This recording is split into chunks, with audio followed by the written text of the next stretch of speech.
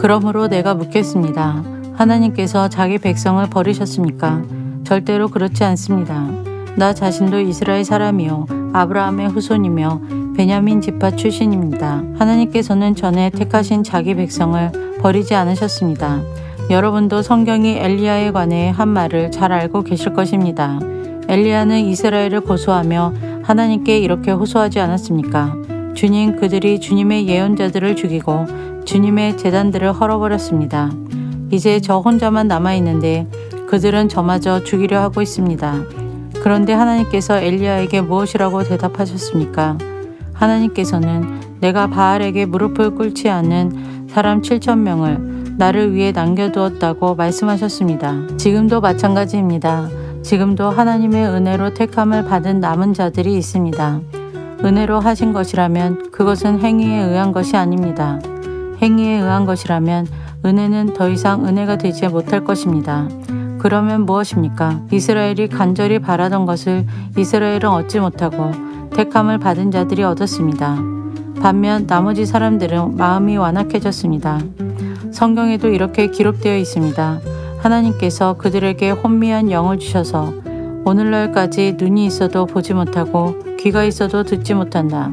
다윗은 이렇게 말했습니다.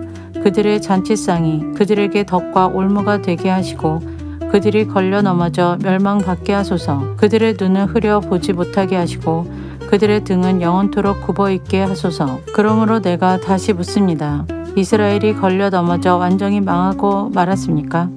결코 그렇지 않습니다.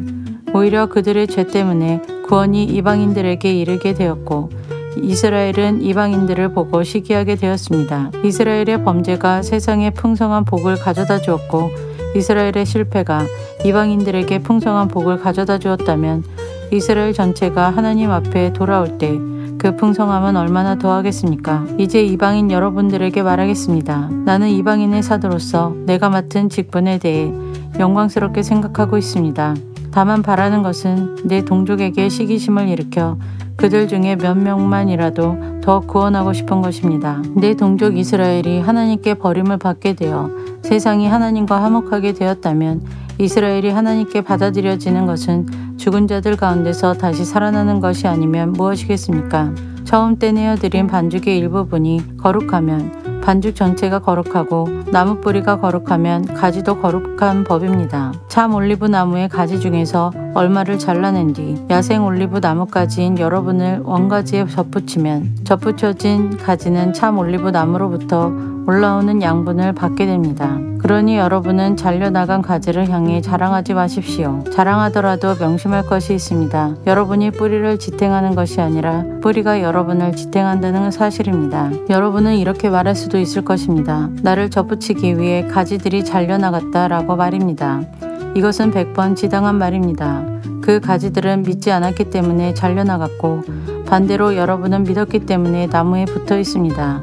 그러니 자만하지 말고 오히려 두려워하십시오. 하나님께서 원래 나무에 붙어있던 가지들도 아끼지 않으셨다면 여러분도 아끼지 않으실 것입니다. 그러므로 하나님의 인자하심과 엄격하심을 깊이 생각하십시오. 넘어진 사람들에게는 하나님의 엄격하심을, 여러분에게는 하나님의 인자하심을 보이셨습니다. 여러분이 계속해서 하나님의 인자하심에 머물러 있으면 하나님께서도 인자함을 베푸실 것입니다. 만일 하나님의 인자하심에 계속 머물러 있지 않으면 여러분도 잘리게 될 것입니다. 그리고 잘려나간 가지가 다시 믿게 되면 그들도 다시 접붙임을 받게 될 것입니다.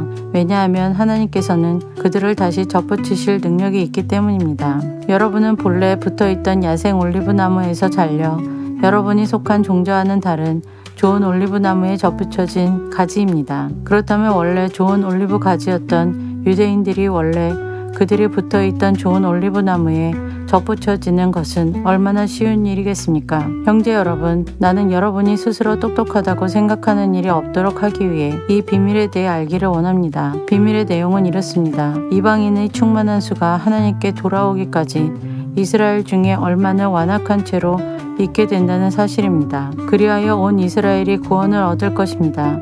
성경에 이렇게 기록되어 있습니다. 구원자가 시온에서 나와 야곱의 자손에게서 경건하지 못한 것을 제거할 것이다. 이것은 내가 그들의 죄를 없앨 때에 그들과 맺을 내 언약이다. 복음의 관점에서 볼 때 이스라엘은 여러분들 때문에 하나님의 원수가 되었습니다. 그러나 선택의 관점에서 볼 때 그들은 조상들 때문에 하나님의 사랑을 입은 사람들입니다. 하나님께서는 선물을 주시고 부르신 후에 모르는 법이 없습니다. 전에 하나님께 불순종하던 여러분이 이제 이스라엘이 불순종한 것 때문에 자비를 얻게 되었듯이 현재 이스라엘이 불순종하는 것은 여러분에게 내린 하나님의 자비하심을 그들도 받기 위해서입니다. 하나님께서는 모든 사람들에게 자비를 베푸시기 위해 모든 사람을 불순종하는 데에 가두어 두셨습니다. 하나님의 지혜와 지식의 부유함은 참으로 깊습니다. 하나님의 판단을 헤아릴 수 없으며 그분의 길은 아무도 찾을 수가 없습니다. 누가 주님의 마음을 알았으며 누가 그분의 의논 상대자가 되었습니까? 누가 먼저 하나님께 무엇을 드려서 하나님의 답례를 받는단 말입니까? 이는 모든 것이 하나님께로부터 나왔고 하나님의 보살핌으로 보존되며 하나님의 영광을 위해 존재하기 때문입니다. 하나님께 영광이 영원토록 있기를 원합니다. 아멘.